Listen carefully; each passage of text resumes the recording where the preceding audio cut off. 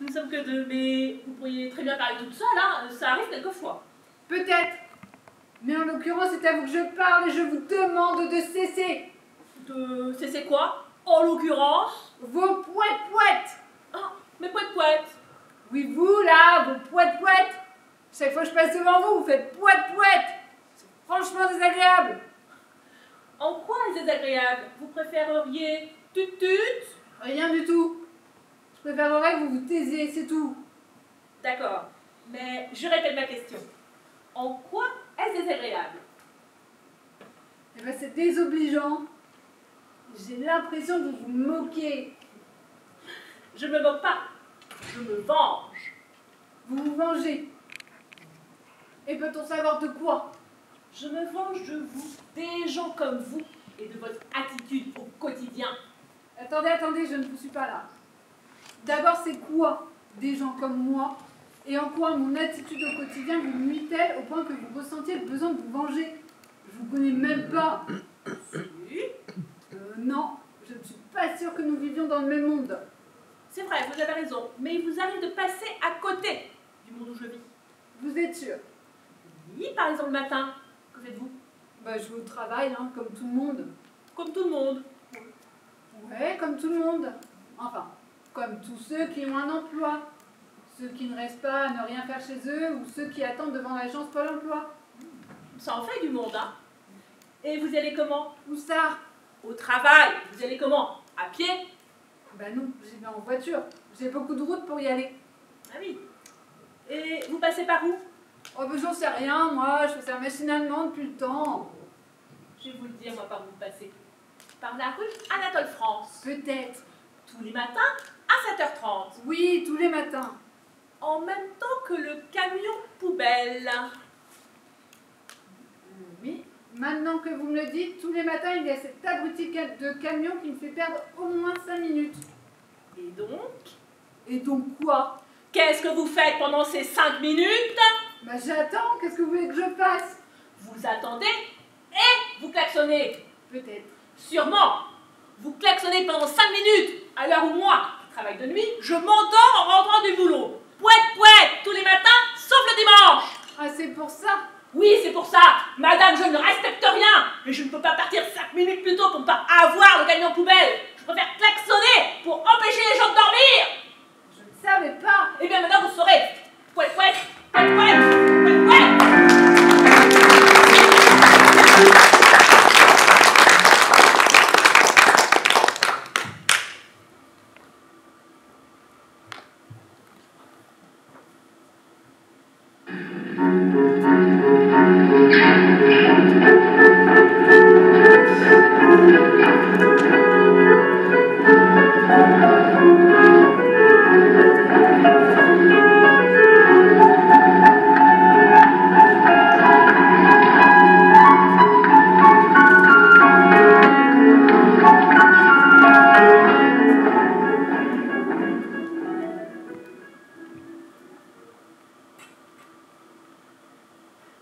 Je ne vois même pas l'intérêt de continuer à traiter de ce sujet avec vous.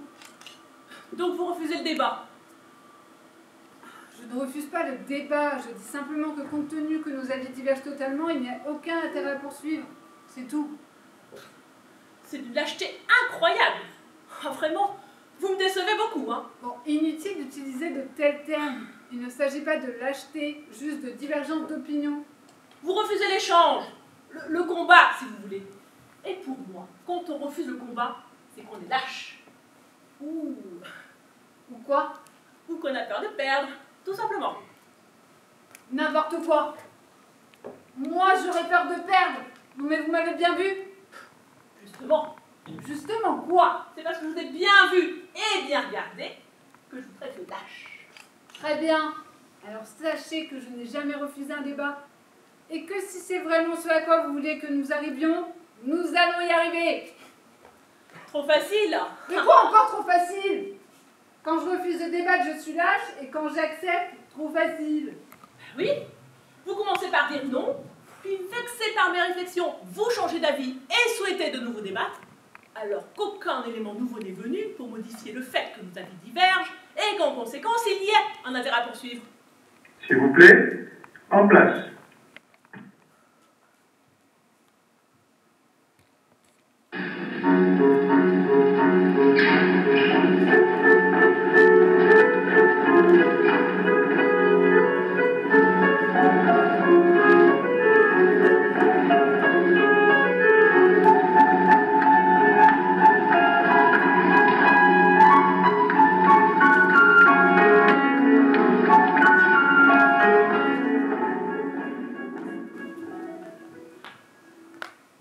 Dites donc, vous ne seriez pas un peu tordu, vous? Pas du tout. J'ai pris simplement des faits. Vous avez dit que du fait que nos avis divergent, il n'y avait pas d'intérêt à poursuivre. Je confirme, c'est exactement ce que j'ai dit. Vous partez donc du principe qu'aucune de nous deux ne peut changer d'avis. Bah, en ce qui me concerne, en tout cas, c'est le cas. Je comprends que vous décidez pour vous, c'est même naturel, mais pour moi, Mais quoi encore pour vous? Vous ramenez toujours tout à vous. ce n'est pas de cela qu'il s'agit. Vous n'avez pas le droit de supposer que je ne changerai pas d'avis. Vous n'êtes pas moi. Vous n'avez pas à décider à l'avance et à ma place ce que je dois penser ou faire. Donc, je confirme. Trop facile. Oh là, on se calme, hein. Je supposais simplement que, compte tenu de vos idées politiques, vous ne seriez pas d'accord avec moi et qu'en conséquence, chacune resterait sur ses positions. Ça n'a rien à voir avec les idées politiques.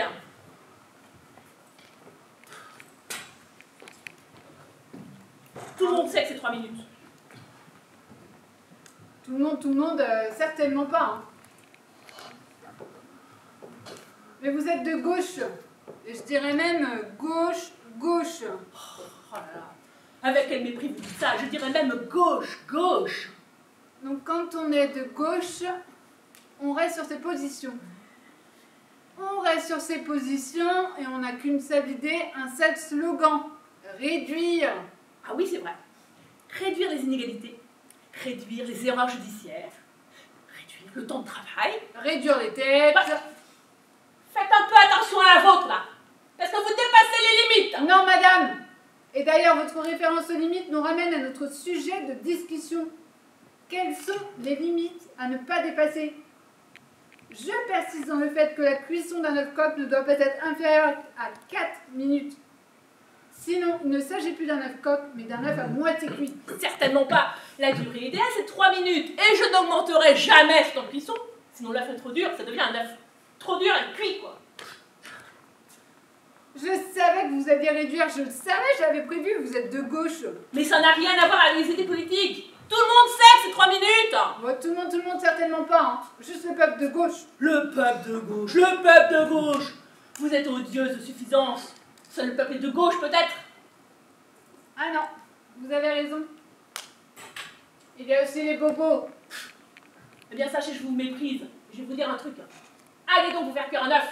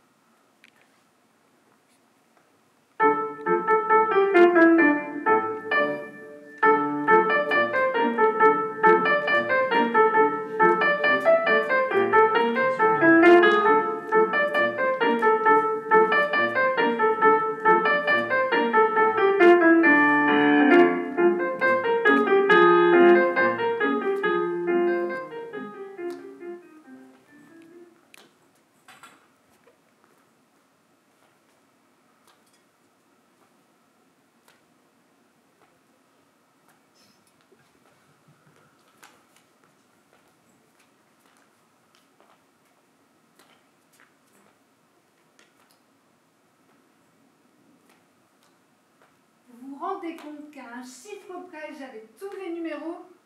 Comment ça? Eh ben oui, le tirage c'est 2, 9, 12, 27, 31, 42, numéro complémentaire le 20. Bah oui, j'ai vu, et alors? Eh ben j'ai coché 2, 9, 12, 27, 31, 43, numéro complémentaire le 20. C'est énorme, hein?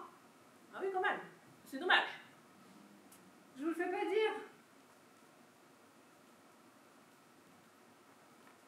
Mais si je peux me permettre, 5 numéros sur 6 plus le complémentaire, quand même drôlement bien et ça doit payer, hein. Je vous reconnais bien là. Quoi? J'ai dit une bêtise? Oh bah non, pas plus que d'habitude, hein. Vous êtes une gagne petit, c'est tout. Bon, comment ça gagne petit? Eh ben oui, vous faites partie de ces gens capables de se contenter de 5 numéros. Et? Eh ben pas moi. Moi c'est tout ou rien, pas de demi-mesure.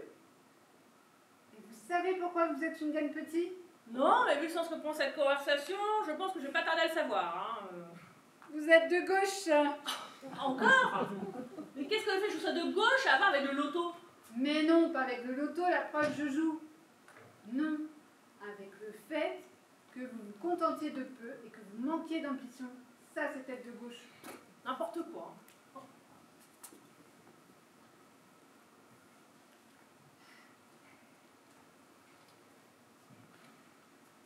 Regardez, le dernier tirage, 5 numéros, plus le complémentaire, 700 000 €.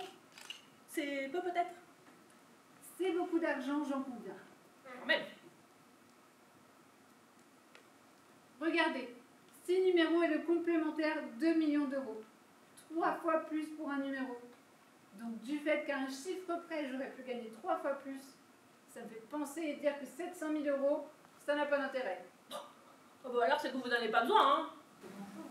Bah, j'aurais très bien pu prendre et utiliser cette somme, hein, je ne suis pas riche. Bah alors allez-y, allez toucher vos 5 numéros, fichez-moi la paix.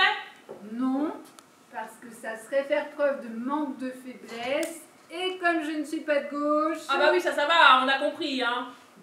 Et là, vous en faire quoi de votre ticket, là? Bah, quelle question, je vais le garder bien sûr. Pour en faire quoi? Pour éduquer mes enfants. Je vais le mettre dans une vitrine, et tous les dimanches, je leur dirai, vous voyez les enfants, avec ces 5 numéros, j'aurais pu vous acheter une belle maison, vous offrir de belles études, de belles voitures. Mais en refusant la facilité, je vous oblige à travailler dur pour gagner votre vie. Et ça, les enfants, c'est une leçon de vie. Oh bah c'est sûr, hein. Ils vont apprécier, hein. Surtout tous les dimanches.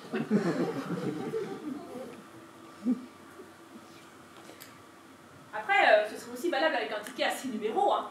Vous pourriez aussi le mettre en vitrine. Ah mais non, 6 numéros, c'est la perfection. Un aboutissement, une chance sur des millions. 5 numéros, le travail n'est pas terminé, il reste un effort à accomplir.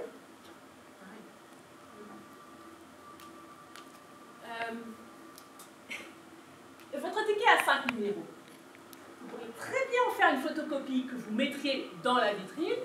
Comme ça, vous me donneriez l'original. Dans quel but? Eh bien, démontrer votre théorie tout à l'heure, à savoir qu'une personne de gauche comme moi se contente de peu et ne fait aucun effort pour réussir, en se contentant des miettes que lui donne la personne de droite. Bravo, hein.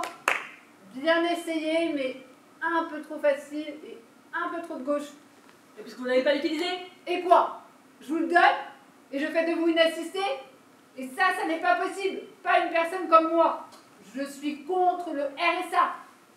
ah bah là on parle d'un RSA à 700 000 € quand même, hein. Bah peut-être, mais non. Je préfère encore le déchirer.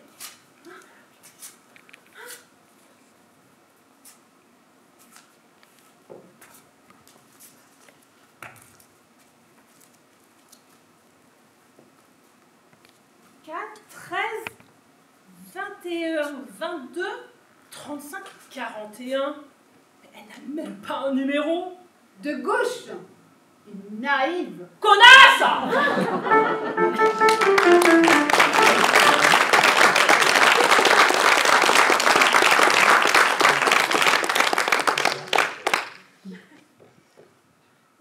Trois, quatre.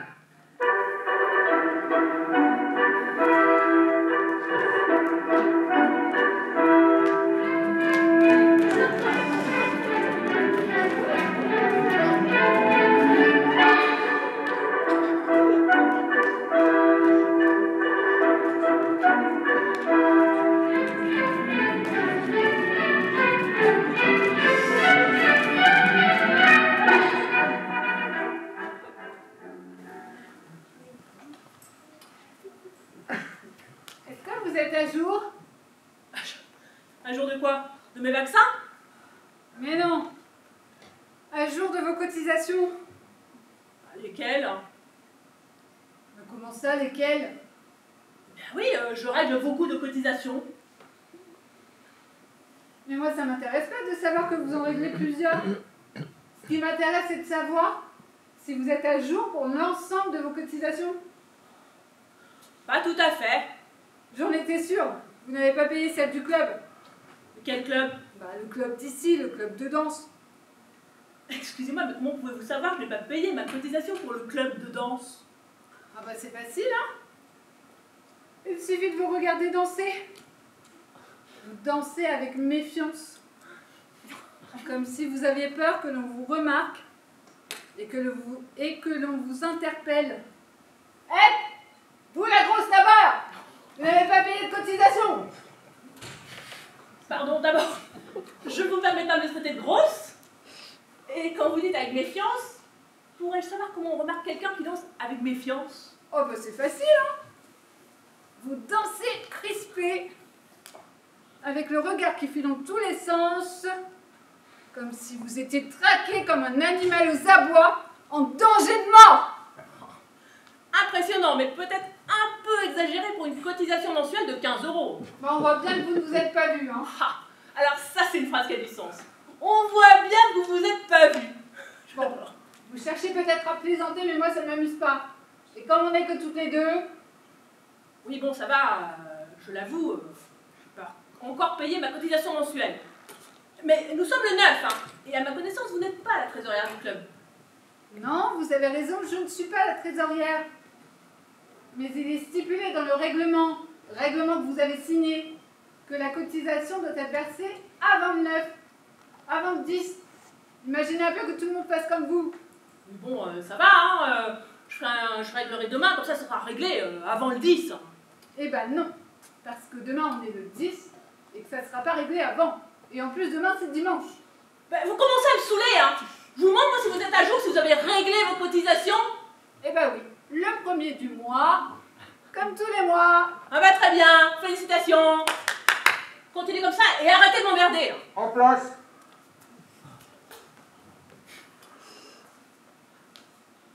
Trois, quatre.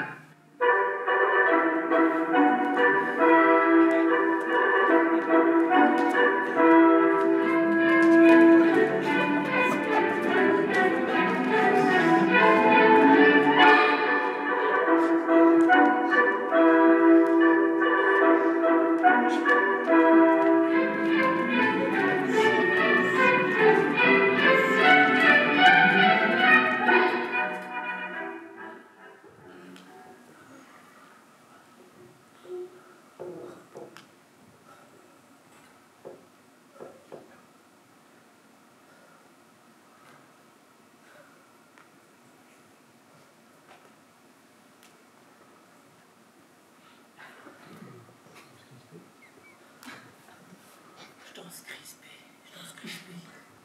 Ah, je ferai un chèque en partant tout à l'heure. Comme ça, ce sera réglé avant 10. Vous me parlez? Pardon, certainement pas. Je me parle à moi-même. Je n'ai pas envie d'adresser la parole à une contrôleuse fiscale. C'est terrible, hein, ce sentiment. Quel sentiment? De quoi vous parlez encore? Je vous ai demandé de me ficher la paix. Ce sentiment de culpabilité.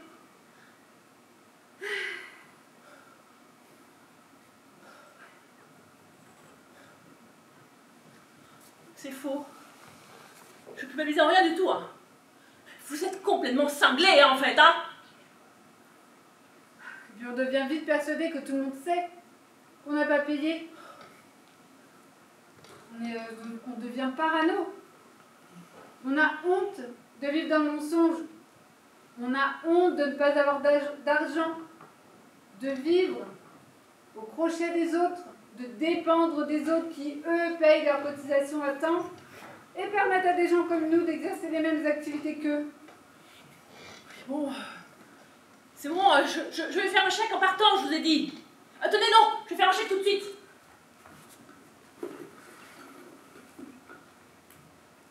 Voilà. Voilà, c'est fait. Vous êtes contente? être obligé d'attendre le dernier moment parce qu'on veut faire comme tout le monde et qu'on n'a pas les moyens pour payer. Quel monde! Quelle tristesse! Attendez, ne partez pas, regardez. J'ai fait le chèque, prenez le chèque. Prenez le chèque, attendez.